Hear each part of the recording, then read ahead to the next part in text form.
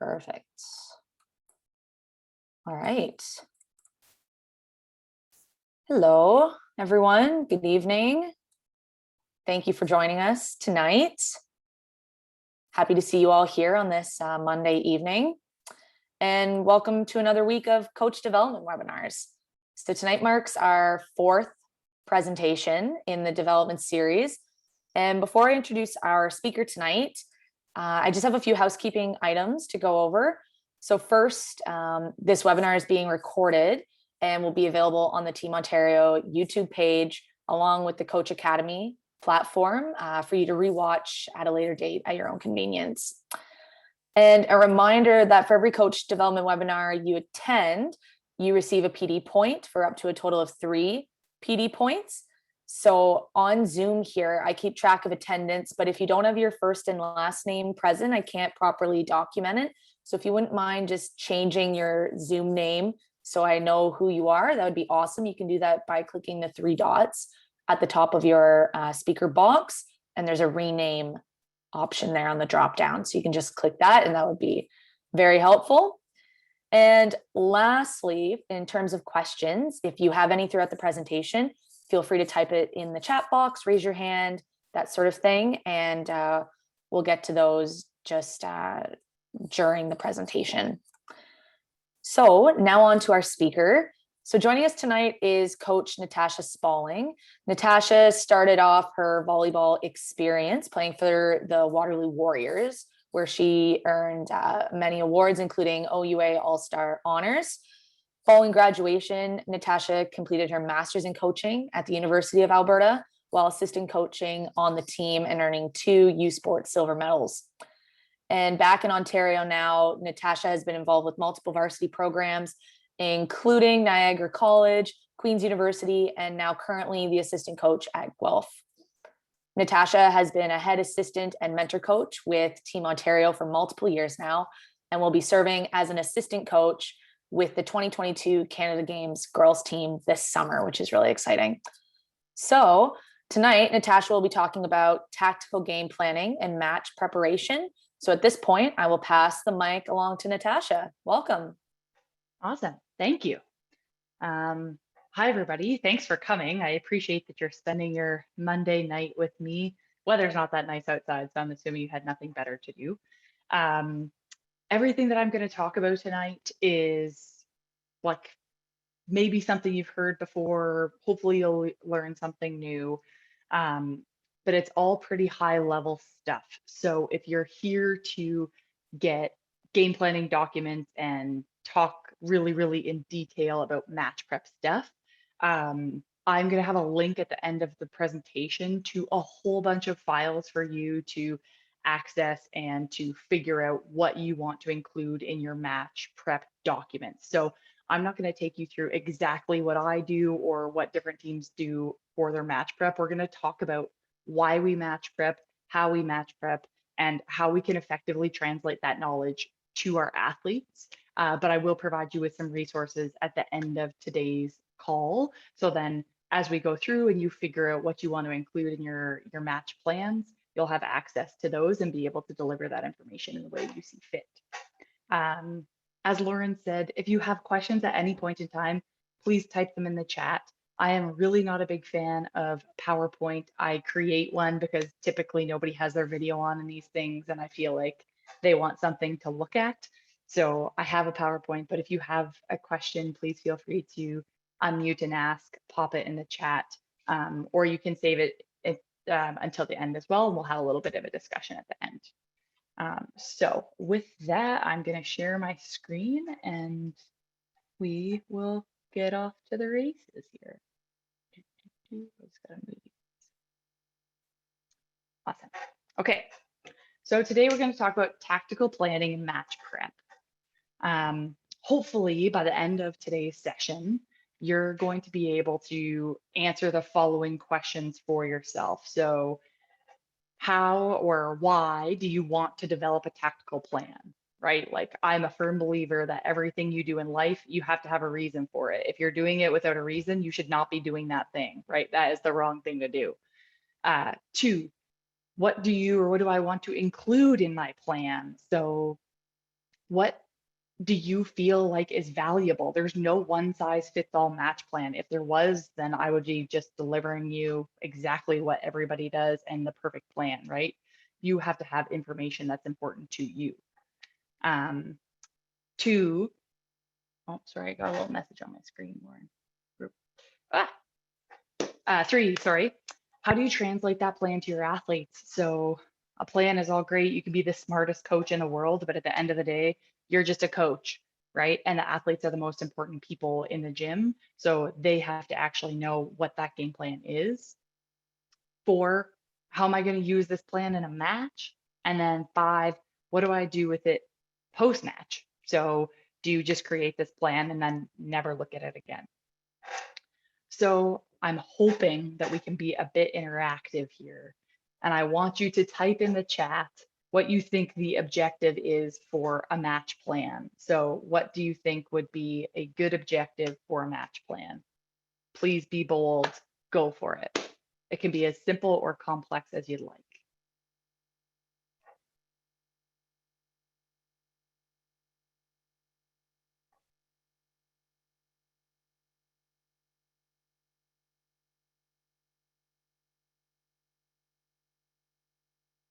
Lauren, can they type in chat?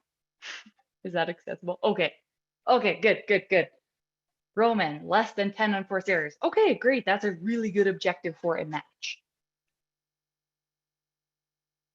What else? Why would you make a match? Okay, to collect stats. Absolutely. Good. Yeah, to provide focus for athletes. Good. Yeah. Execution of skills and handling pressure. Good. Yeah, it gives them some focus, right? Of like, why are we playing the match today? What are we trying to do? Provide reference points for athletes. Yeah, absolutely, right? Give them a goal, give them something that they're working on in that match other than just trying to win. We'll wait and see if there's one or two more.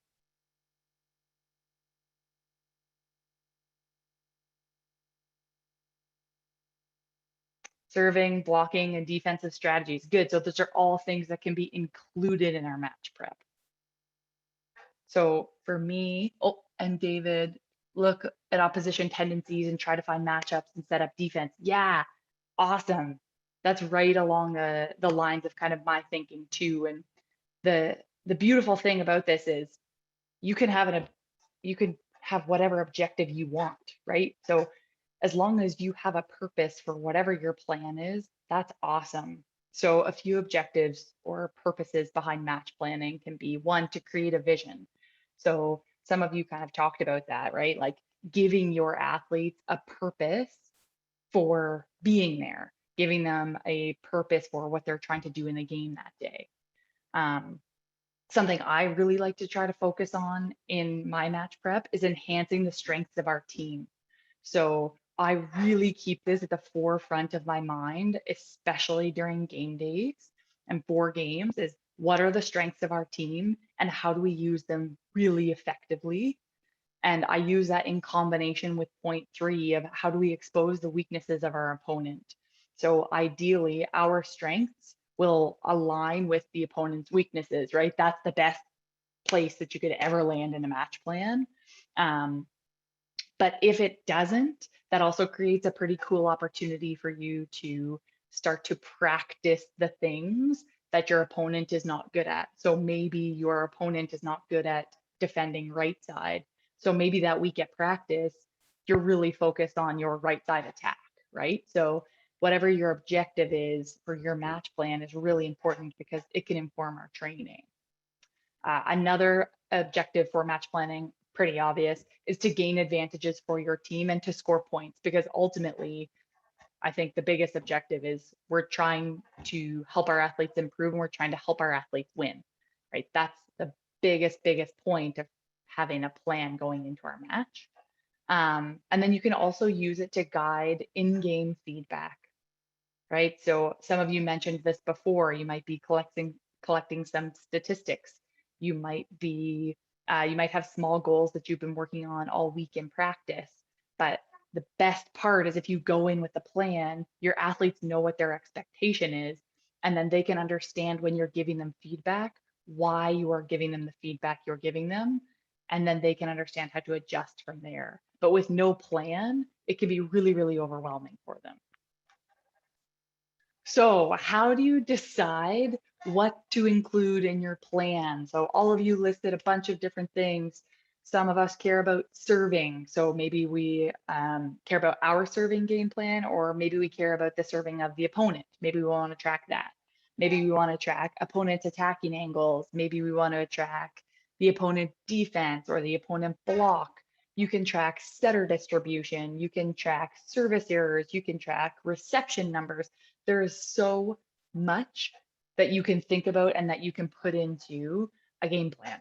It can be really, really, really overwhelming because there is so much information out there.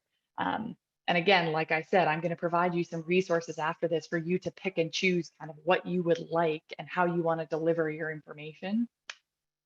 But at the end of the day, the most important thing is that you have information that your athletes can handle, right?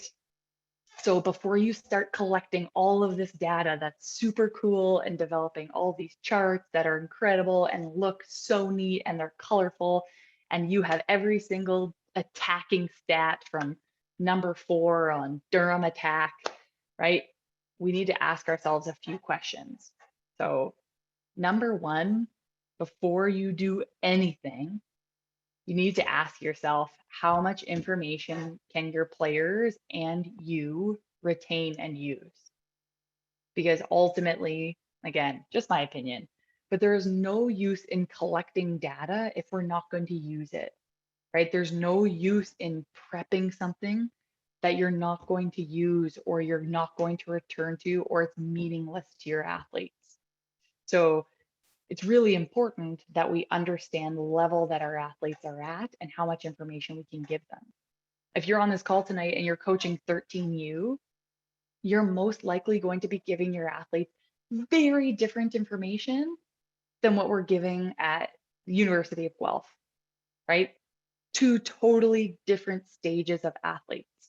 You can give them both match information, and I think it's awesome if you do. But you need to understand, okay, where are my athletes at right now? And how can you build that throughout the season? Another question that you can ask yourself is, what data do you need to inform your decisions? So I've gotten caught in this before where I've collected data because I feel like other coaches collect it and I think that I should be doing that for some reason. But what I've learned over the years is you really only need to collect the data that you need to inform your decisions in game. So what I mean by that is, if your objective for that match, maybe let's say, is to improve your block defense against middle 31s, like let's say you're really, really working on that, and that's actually the objective of your match. Maybe that is what you are collecting. Maybe you're collecting statistics based on the other middle's hitting percentage. Maybe you are just drawing your team's defense. Maybe you're taping that game so you can use it later. So what data are you actually looking at to figure out if you are being effective or not? Maybe something you've been working on is hitting off the outside blocker's hand. Maybe you have somebody on your bench that's keeping track of kills off the outside blocker's hand. Maybe you're working on your setter distributing the ball more evenly. Maybe you're working on them setting middle more. So maybe you're collecting that as a stat, right? Setter distribution. Maybe you're working on your setter finding matchups. So a really big hitter on our team versus a smaller blocker on the other team. So you have to figure out what data you need to inform your decisions. Another question you need to ask yourself are, what are the type of learners that you have on your team? If you don't know that, it's really important to start to figure that out, because it will make you way more efficient with translating game plan information, but also way more efficient at teaching in practice, right? Because ultimately that's all we're trying to do. And there's probably a bunch of teachers on this call. So we need to figure out what type of learners we have. Some people are really good at listening to a coach in a timeout, and the coach says, okay, setter, I want you to set our right side attacker because the middle is cheating towards the left side. Some setters can take that information and put it to use right away. Other setters, and we've probably all had this experience, will go out there and set left side again because I'm not sure why. But most likely it's because we haven't been clear enough in what our expectation is, or we haven't translated that information well enough as coaches. So you need to figure out what type of learners you have. Do you need to draw things out for them? Do they need to watch a video? Can they just hear you? Can you write it down? What do they need from you? Another really, really important factor for you is how much time you have to collect and deliver your data. So a lot of the coaches on this call are in big club tournaments. So you can maybe do one game. You probably know your first maybe 1, 2, 3 games in pool play. So you can kind of prepare that the week before. But after that, you don't know who you're playing. So your turnaround time might be like 10 minutes after your game. So we're going to talk about a little bit today how you can whittle down and be really succinct with your match prep. Think about what your team's objectives are for the match. So again, we chatted about that a little bit with the how much information can your players retain and use. And then finally, something I would really encourage you all to think about is who is going to deliver what pieces of information in the game. So this is something that I think is very, very different from the club to university level, and definitely different from even university to national team level, is the ability to have assistant coaches on your bench, right? So something I would encourage you to do is empower your athletes and empower your assistant coaches to be analyzing and collecting data. So you as head coaches can be really specific with what you want to look for in the game. So maybe you want to look at what the other team's blockers are doing. Maybe that's the information that you want to retain and you want to use. But also in your match plan, it's really important that we are serving to position 5 to the front row left side, and we also want to collect what we're doing on serve receive. Well, maybe you can have one of your assistant coaches watch, serve, and receive to help our team out, right? Maybe you can have an assistant coach or a player watch the defense of the other team versus left side versus middle versus right side, right? So you don't have to do everything by yourself and you don't have to rely on your eyes alone. We can start to distribute some of that information collecting to the people on our bench. And not only does that make that easier on us, but it makes our athletes smarter and more effective game planners as well. So all that being said, one of the biggest messages I can deliver for you today is to empower your athletes. So whether you are coaching 10U, 12U, 15U, whether you're here as a university or college coach, I think one of the best things that I've ever done is ask my athletes questions and ask them to look at a situation and ask them what they think and what they see.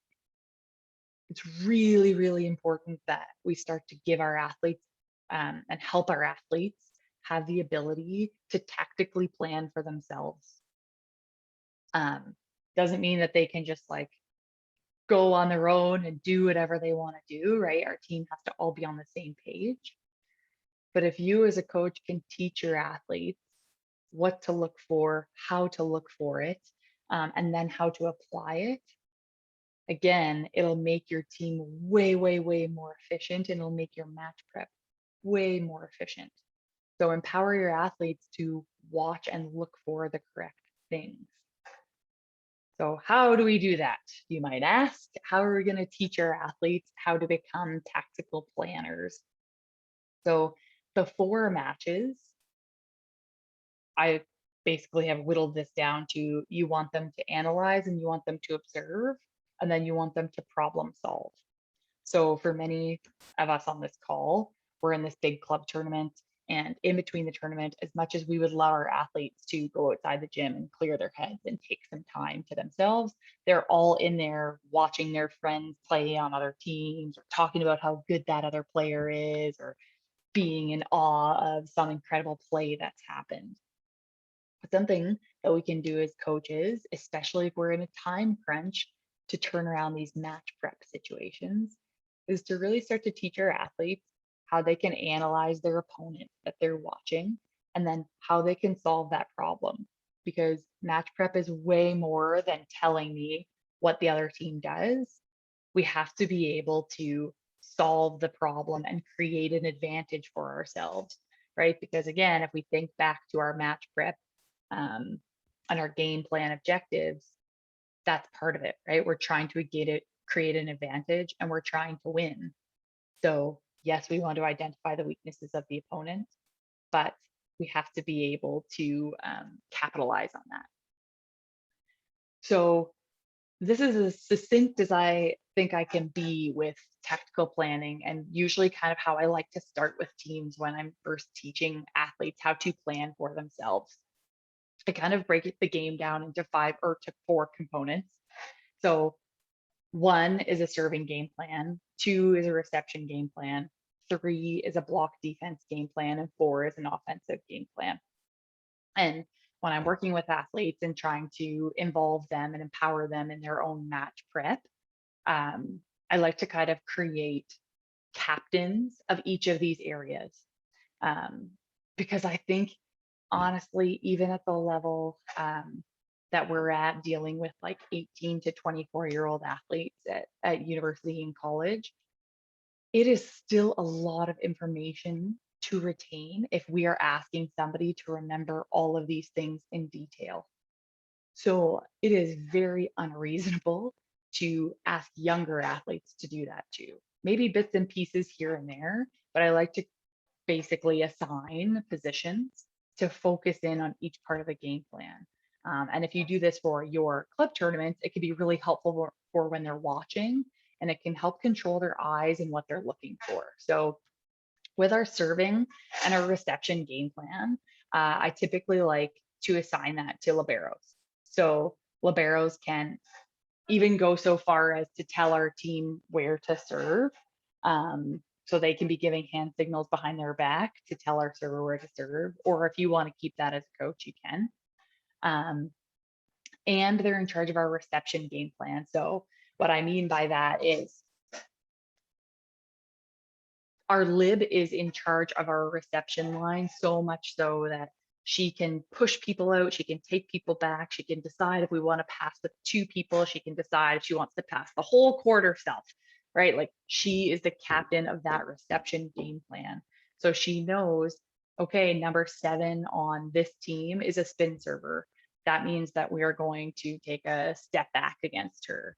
But this person on this team is a standing float server, and she always serves short to 4. So we're going to push up our position 5 receiver so they can get that ball. I don't know, whatever it is.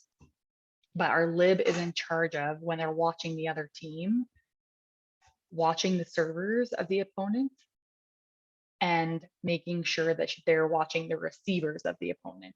So they know the best out of anybody on our team, who we want to serve to, and what the servers look like from the other team, so they can help our passing lineup. So I have a few scenarios for us to run through today. They're pretty simple. They're just little things to get us thinking. So if you get a break of hearing me speak.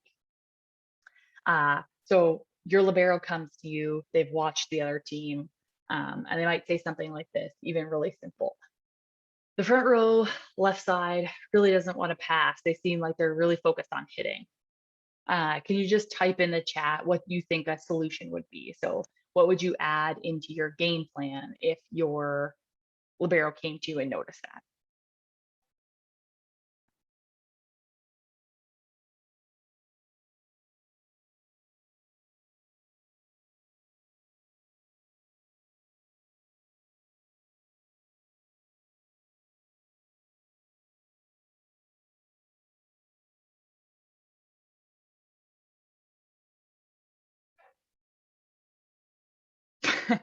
Perfect. Serve the player that doesn't want to pass. Serve short. Awesome. Yeah, I thought of that too. I think that would be great. Yeah, force the outside to pass to their right. So we want that outside to pass to their right because it brings them inside the court and it makes it more difficult for them to pass. Good.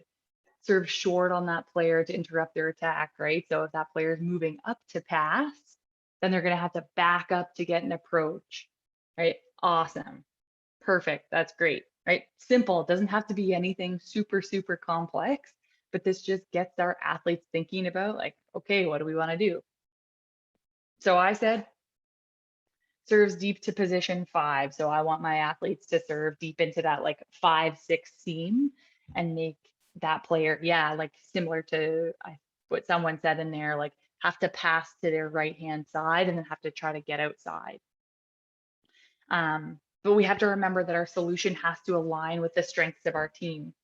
So if not all of our servers can serve to position 5, bye Jen.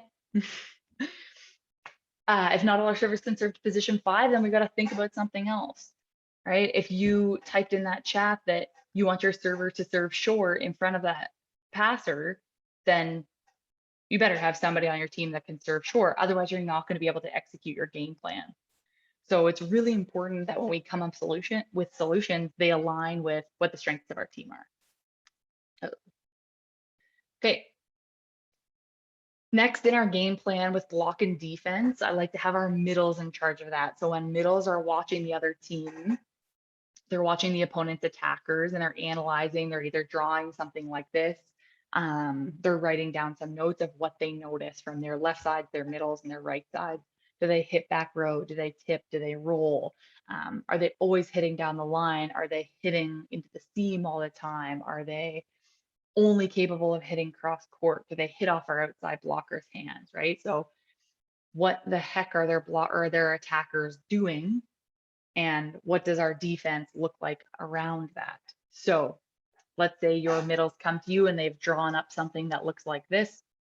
So I'll explain it a little bit. This green cone here is their primary attacking angles. That's where they attack the ball 90% of the time. Sometimes they hit out of right side. When they hit out of right side, they hit here 90% of the time. And then this red line is like a roll shot, and this black circle is a tip. This is a back row shot, but they don't center very much, and it's a pretty easy, like almost like a down ball. So based on this information, what would you want your block defense game plan to look like? What would you tell your team? Please type it in the chat.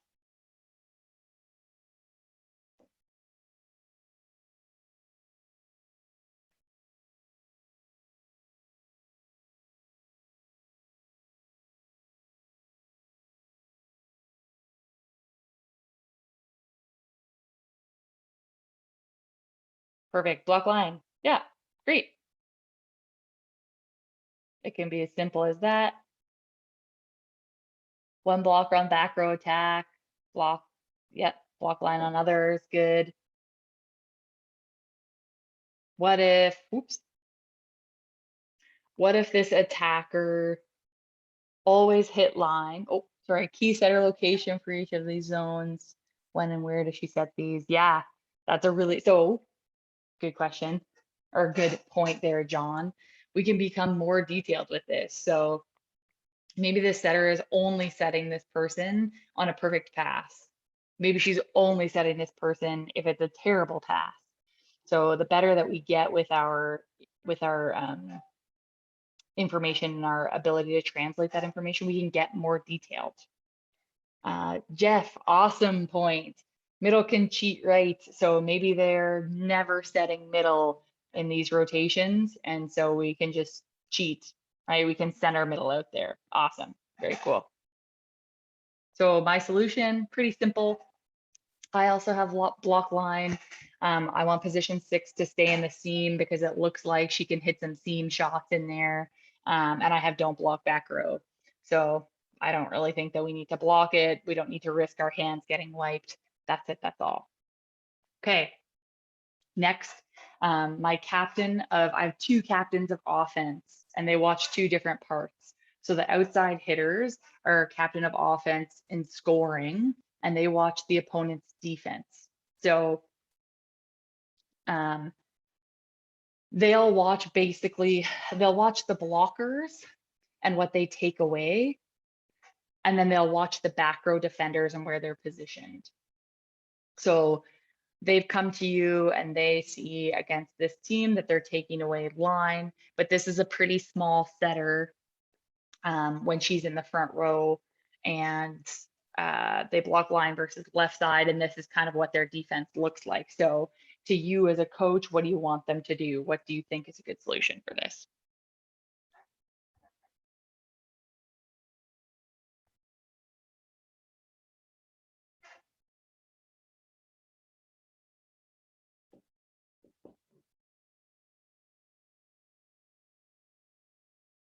Yeah, tip to the pot. Nice. That's awesome.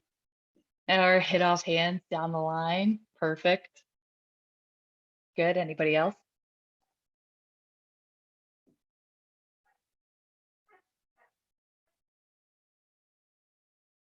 Slider middle, create one-on-ones. Yeah, nice.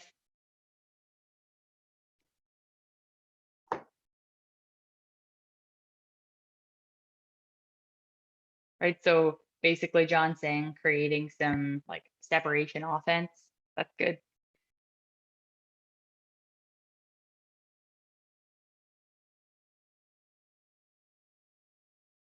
We can start to think about too what the limitations perhaps of our outside hitters are. So if we don't have somebody that can hit off hands down the line, then maybe we think about something else, right?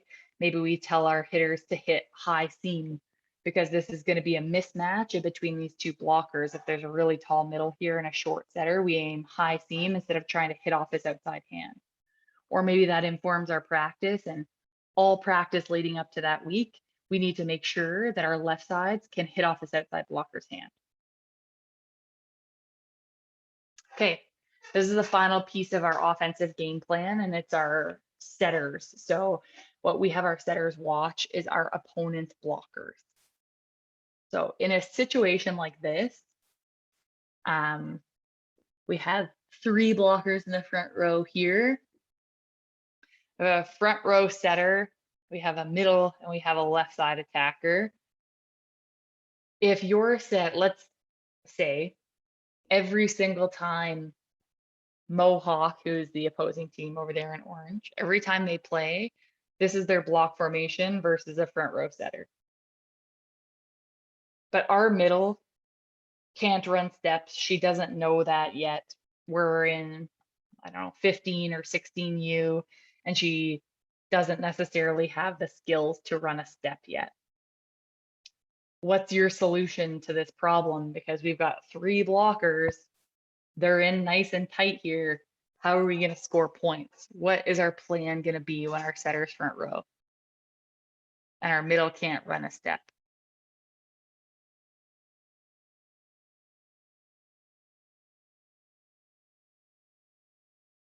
Ah, setter dump to 4. That's good. Yeah, dump to tip to pot or C ball. Middle blocker tip to position 5 or 4. Yep. That's good. Awesome. Really good. The other thing we can start to think about or introduce to our athletes is something called separation offense. So we can run this split the hitters, middle moves. Oh, that's cool, Tammy. Yeah, split the hitters. Maybe your middle can hit a right side ball, but she can't necessarily hit a step quite yet.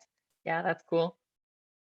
Again, whatever works for you and your team, right? Whatever is within your middle skill set.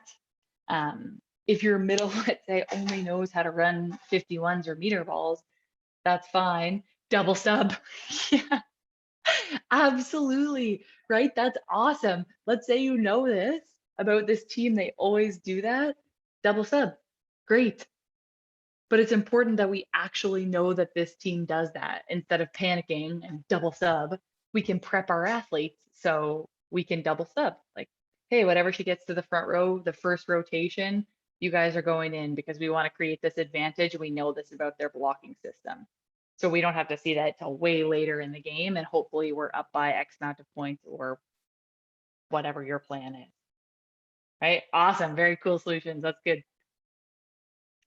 The next part is actually, so we've come up with some sort of game plan, right? You empower your athletes, you get them to watch very specific parts of the game. Now, again, if we go back, you don't have to have your liberos in charge of serving and reception, but I think it's the most natural thing for their eyes to watch. Middles, I like them watching opponent attackers because when they get into the front row, they have the ability, or they're always thinking about, who am I blocking, right? Like that is just first of mind for them. They're captains of our block defense. Another really nice part about that is middles come off, right? So if you have a coach on the sideline, if this is something that's important to you, and you're tracking opponent angles or what they're doing off of serve or receive or whatever you want to track, you can talk to your middles when they come off about what happened those 3 rotations that they were on the court to inform their decision making the next time they go on court, right? So that's a really nice part, and they can deliver information out to the rest of your block defense. Outside hitters, because so much of their job is terminating the play and they're so attacking focused as players, I think having them analyze the defense of the opponent is very natural for their eyes to go to. And then setters, they use so much information for informing their decision making already from the blockers that it's so important for them to know what the blockers are doing, right? So if they can look across that net and identify, okay, this middle cheats when the set is or when the pass is off the net, then if your setter knows that going into the game that the middle cheats to go block the left side, then they can set a C ball, right? They can set their right side. They can try to force middle because they know something about the other team's blockers that can create an advantage for them. So in matches, now that you have your plan, whatever you want your plan to look like, your job is really to apply, assess, and then adapt. So you're going to translate this information to your athletes. They've watched this team already. They're in there, they know the plan. Now, what are you going to do? So, in game, what information are you collecting? So, typically, if you have a serve and reception game plan, you're collecting data on where is the opponent serving on us and how are we passing that, maybe. And then where are we serving versus the opponent and what are they passing, right? So is our plan being effective? So if a serve and receive plan is what's really important to me during this game and my team, then we should collect data to help inform information about that. The next is who is watching what. So again, before the game, hopefully you've figured out who is going to watch what, who is in control of what information, which assistant coach is watching what. Again, a benefit of empowering your athletes to be the captain of their position and the captain of their piece of the game plan is that you usually have at least one person in their position off the court at a time. Maybe not, but if you do, your off libero or defensive specialist can be looking at serve and reception and tracking that, right? Your middle that's off can be watching the other team's attackers and tracking attacking angles. The setter that's sitting off can be watching the blockers on the other team. And the cool part is that when you call a timeout as a coach, this might require some release of control, but as a coach, you can sit back and let the positions connect with each other and deliver and exchange information with each other of what they're seeing based on your game plan and based on what your team is trying to do, right? So if you've created this vision, if it's clear enough, your athletes can exchange information and help each other. And then finally, where do you want them to go as they're leaving the timeout, right? So do you need to make any adjustments? Is there anything that's not going well in that game plan that you need to change? Maybe they look completely different. Maybe they have a new player that you've never seen before. So maybe you need to make a quick adjustment to a game plan. I'm sure that all of us know that our game plan is probably good for maybe 10 points. And then we need to start adjusting because the other team is adjusting to us. So a game plan is just the beginning of a map. And then from there, we slowly adjust and create a new match plan as we go. And then the final piece is just reflecting on it. So use your plan to reflect together. Assess how well you executed the plan. So was the plan that you and your team put together, was your team actually capable of executing that, or were you not, right? If I told my players, yeah, hit down line over top of this small setter, were they actually able to do that or not? If they were able to execute our game plan, was it effective? So if we did hit down the line over top of the small setter, was there someone there that was digging the ball every single time and they were able to transition? How well did you and your team adapt?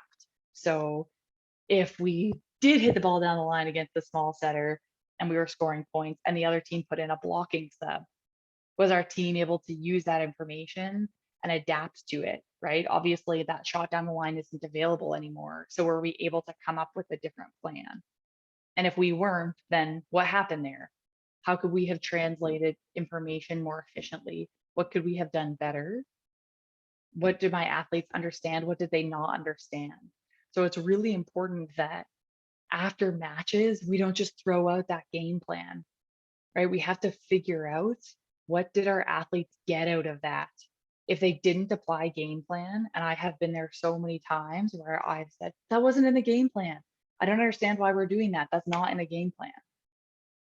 Yes, obviously it's on the players to execute it, but if they're not executing it, that's on me because I have not translated that information enough. I have not been clear enough.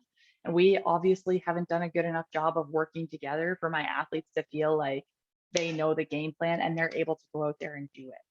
So there's a breakdown there between coach and athlete. If our athletes can't execute that game plan or if they're not executing it, we need to figure out why that is, because it's so important that our team's all going in the same direction. And then my final piece of advice is practice. This is such a hard thing to do, right? It's super easy. The first step in match planning is really easy. All you have to do is watch the opponent and observe them, right? So that's easy. You can figure out what they look like. You can kind of figure out what they're doing. All of the other 3 steps are really hard, right? So creating a solution that is actually feasible for you and your team is really hard, right? It's very easy to come up with small solutions like we did today, where it's like, oh, they're blocking line. Okay, hit hard cross. Or they're blocking cross, hit hard line. But if our athletes aren't very good at that yet, they're not capable of that yet, then we need to figure out a way to make them good at that. So one thing you can do is give your team a chance to game plan versus each other. So in your weeks, if you have a scrimmage, you can either use some video that you've given them, or you can just say, hey, you know each other well enough, here are going to be your teams for practice. You can give them a week's worth of time to prep so they can prep anything they want, and be as detailed as they want, or you can give them 15 minutes before practice to come up with a game plan, write it down, share it with a coach, so then they can reflect on it after to see how well they were able to execute. Something else that you can do that's really important, and I would encourage all of you to do if you have assistant coaches especially, or if you're planning to empower athletes to say something in your timeouts, is to call timeouts.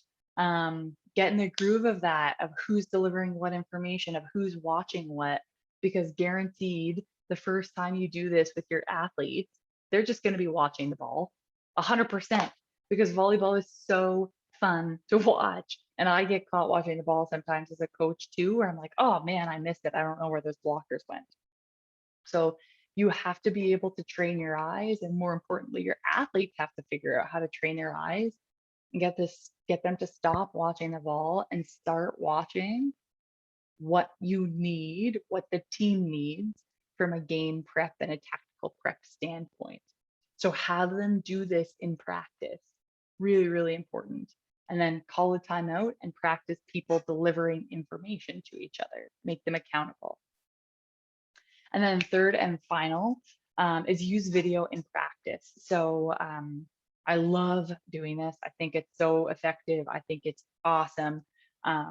If you have a video of your opponent, which is might be a bit rare, but if you have video of your opponent and you are working on hitting steps because you know that's going to be really, really effective in your game against them, and you have a whole bunch of clips of them hitting step or of them defending a step from other games, you can have that up on a video and show it to your middle blockers and show it to your deep or offense and say, this is why we want to do this, right? Providing some examples of here's why we would want to hit step against this team. This is what their defense looks like. They only have one blocker. Sometimes they have no blockers. Their block starts super far inside. So giving them a picture of what that looks like in practice can be really helpful for those visual learners. And if you don't have video of your opponent, you can always take video of your own team and match plan against your own team, right? That is also really, really effective. So you can say, hey, we're hitting step today because this is what our defense looks like against the step and we need to get better at it. It's really great. It gets them used to watching video and it gets them used to watching specific details like defense or blockers in the video instead of just watching themselves or watching the volleyball, right? So just a tactic that you can use in practice that is really, really effective. It does take some time, but it can have really great results. So that's it, that's all. I'm hopeful that you have some questions or comments or something like that, because I much prefer those instead of PowerPoint. But please let me know if you have anything for me. You can unmute or type in the chat.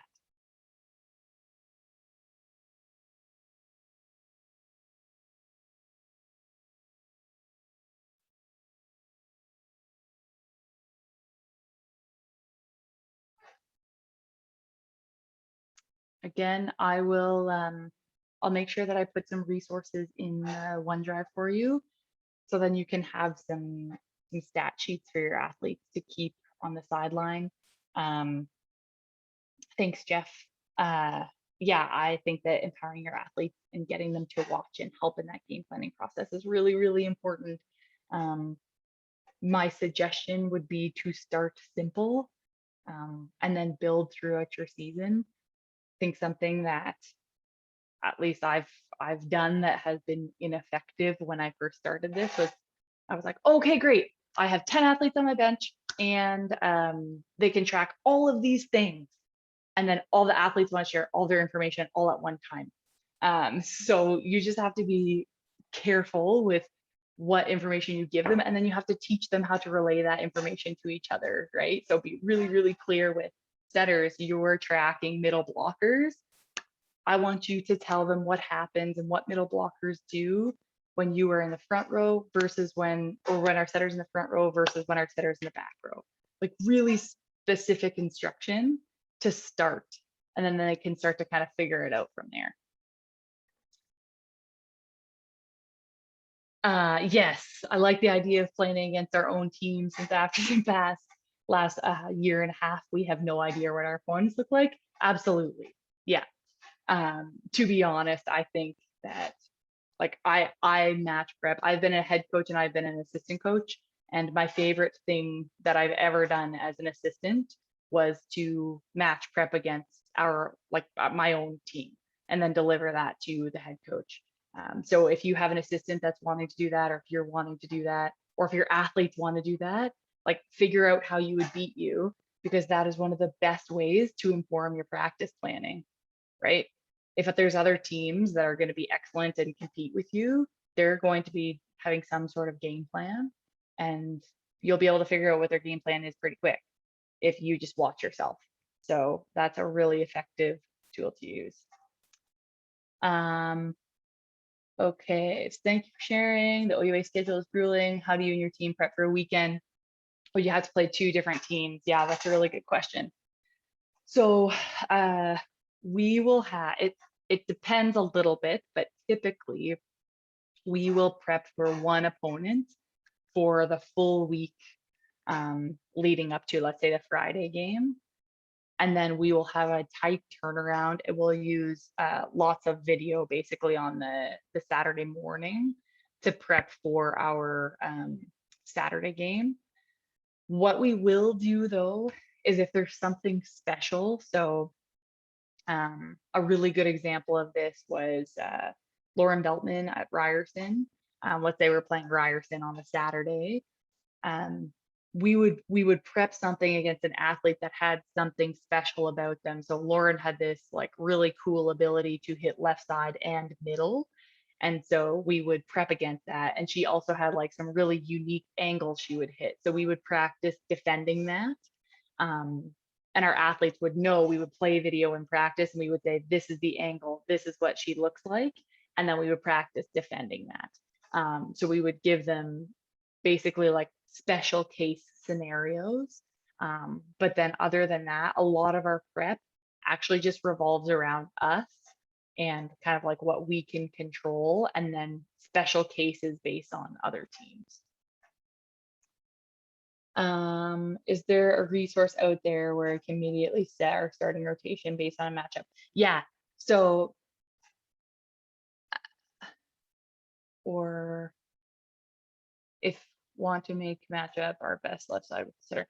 So I have a document that I put in this drive that I'll put in the chat here in a minute, and it has a whole bunch of stuff in it. So it has something where you can plug in your rotation and the other team's rotation, and you can click yourself forward and click yourself back to figure out what the rotations and matchups look like.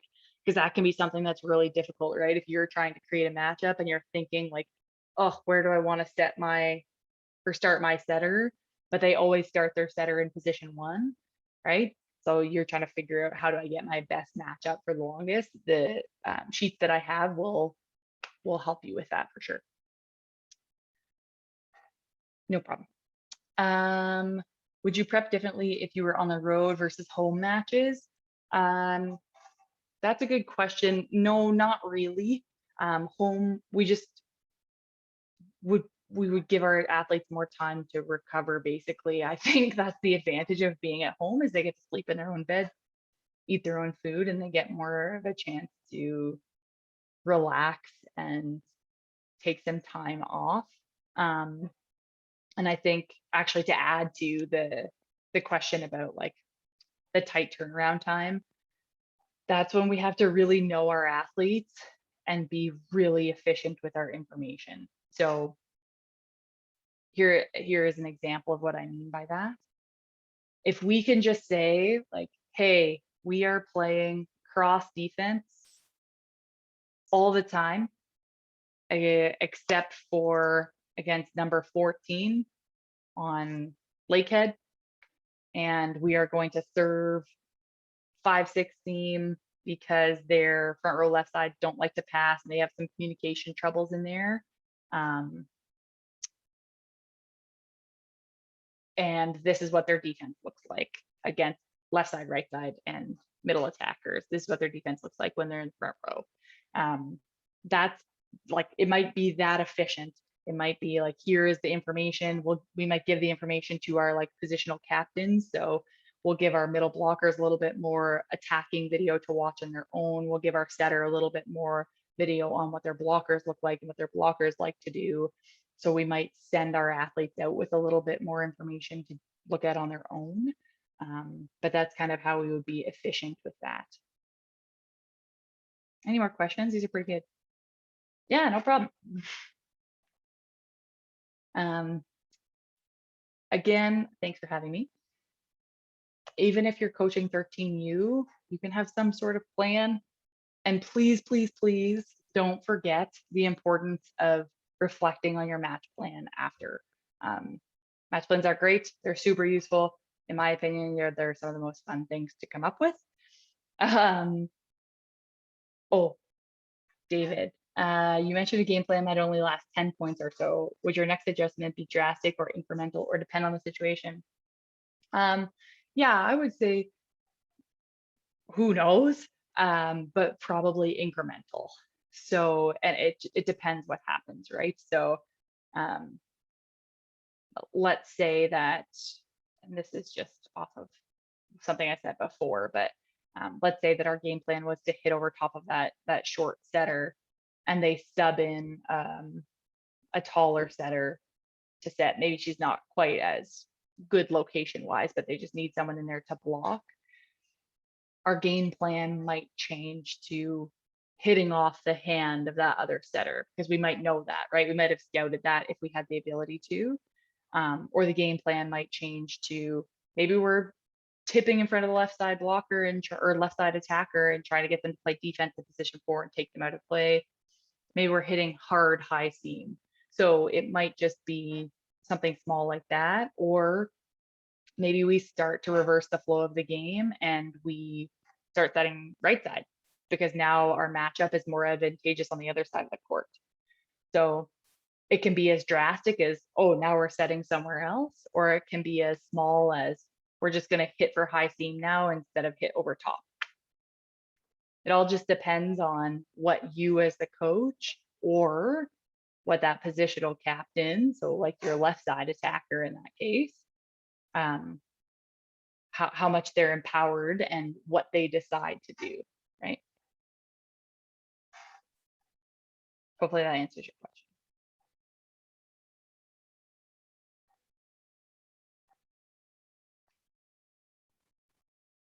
I think that might be it, Lauren. I think that might. Oh, for those you said during, okay, is this said during match or timeouts? So it probably depends on the age of your athletes, and their ability to match plan themselves. But I would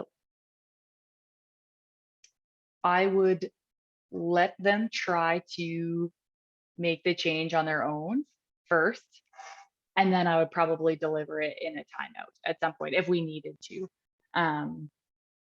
And I think another really cool thing you could do also, if you wanted to like continue to reinforce and empower your athletes, would be just walk down to the end of the bench, talk to that position. So maybe you're talking to the setter, maybe you're talking to the outside, and say, okay, so if you were out there in left side right now and you see that this blocker changed, what would you do next?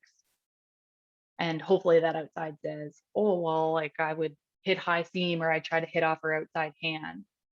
And then you as a coach could say, great, can you deliver that message to our left side in the next timeout? Right. So like that just kind of continues that cycle of empowerment for your athletes, but it also gets them prepped for if they get subbed in, if they get put in that situation in a game, it gets them to think versus you just telling your athlete when they come off in a timeout, hey, do this now. Right. So the more you can get them to think and problem solve themselves, the better they will be by the end of the year at solving those problems without you having to tell them, if that makes sense. Another example in that scenario is you could walk down to the end of the bench, talk to your setter and say, hey, what did you notice? What changed? What's your more favorable matchup now? What would you be trying to do if you were out there? And then again, after the match or in a timeout, you can talk to the setter, say, hey, this is what I think we should do. Here's why, or what do you think we should do? Would probably be even a better question. So again, just trying to reinforce your athletes' thinking and problem solving versus you having to give them the solution. Sometimes you don't necessarily have the time for that full conversation in a game, but if you can like keep trying to encourage that thinking, eventually the solutions don't have to come from you, and it could be more of a conversation. Are players you are receiving at the university level prepared in this way currently? Karen, great question. No. Some of them yes, some of them no. And I think that it would be awesome if athletes started coming up and they were able to identify, hey, this team is blocking line. That probably means that there is a tip defender right up over top of the block. I'm going to tip more towards the pot. I think that would be awesome. A lot of my experience at the university and college level has been athletes that come up and they're great at knowing a lot about technical skills and thinking about improving at technical skills. And man, do they ever work hard. but their knowledge of the game and their knowledge of how to adapt in game and prep in game is really, really minimal. And so like a lot of the stuff I talked about tonight in just the like initial, hey, here's this basic way of thinking about a match plan. That's how we would introduce a first year athlete to university and college to match prep, right? It's like really breaking it down. It's like, okay, here's some concepts and here's why. Because again, there's multiple reasons for this, that athletes don't have as much time or practice. They don't have full-time coaches that are at their disposal when they're at the club level. But also I think that if we can empower our athletes to think more and make decisions for themselves and really learn, then I think that would help facilitate that that volleyball IQ, right? So the more that we can work and collaborate with our athletes at the club level, like I've done this even at 14U, they are so smart. And at every single level, when I have done this with athletes, they've come up with stuff that I'm like, yeah, I did not think of that. That's smart. Do you think you can do that? Sure, let's try. And you get such good buy-in because they really want to do it. They want to see if they can do it versus you just telling them, right? Karen also said, last year when engaging my 16U team, I was surprised that they were really not looking at, yeah, what was going on. Totally, right? Because it's scary to play volleyball. It's really scary to make mistakes. And so usually athletes are thinking about what they're doing in their technical execution, and they're not comfortable thinking about their opponent and how they're going to take advantage of the weaknesses of their opponent. But if we can get our athletes to be a bit more external and start thinking about, okay, how can I win? And then thinking about like, okay, in order to win this game, I need to be able to hit high seam. Oh crap, I can't hit high seam. I don't know how to do that. Like, that's awesome. Then they can start thinking about their own training and like, oh, I want to get better at this because I noticed that in the game I was really struggling with this, right? Like, this is, I am very altruistic, and that is a very altruistic view of what will happen, but it does happen for athletes that are really engaged with their learning. And so some pretty neat things can happen when you involve your team in this process, and they can become pretty invested in it. And it's also something that we've tested out with our Canada Games group as well. And we got them to do a ton of game planning and tactical analysis. And it's very rewarding for both you and your athletes if you could start to match prep together. It's a pretty powerful thing. I think if you do anything together as a group, it's a powerful thing, but this can be, you can get some good buy-in from it for sure. All my answers are very long-winded. Sorry, Lauren. No problem. That's great. I'm learning a lot even too. So that's awesome. All right. So I think that's probably it for the questions. Okay. I will. Yeah. Let Go me ahead, just Natasha. pop this thing in the chat. Okay, you should be able to access some resources in there starting tomorrow. If you can't, send Lauren an angry email, and then she will email me, and I'll send something. I only have uploaded one resource right now, but by tomorrow morning there will be lots more stuff in there. So you can, again, don't use everything I'm going to put in there. Some stuff is like from international volleyball. Other stuff will be from like when I was coaching 14U. Everything I have is pretty much stolen from other coaches, so it's not mine. But there's some great stuff for you to start to design your own match plan, and for you to start sharing with your athletes. Amazing. Thank you so much for sharing that. That's great. Yeah, so thank you so much for tonight, Natasha. Very informative as always, and we appreciate your time and sharing tonight. Great. Thanks, everybody. I appreciate it. And if you have any questions, I guess I should put my email in the chat too. Even if you just want to chat about volleyball, or if you have any questions about what I said tonight, or you're looking for something more specific, please email anytime. I am free. Amazing. All right. And with that, we will conclude tonight's presentation. So thanks again, everyone. Tomorrow we'll be back again at 8 p.m. for another session with Daphne Choi. on how to become a more organized coach. So make sure you check that one out. And yeah, we'll see you tomorrow. Thanks again, Natasha. Awesome. Thank you. Bye, everyone.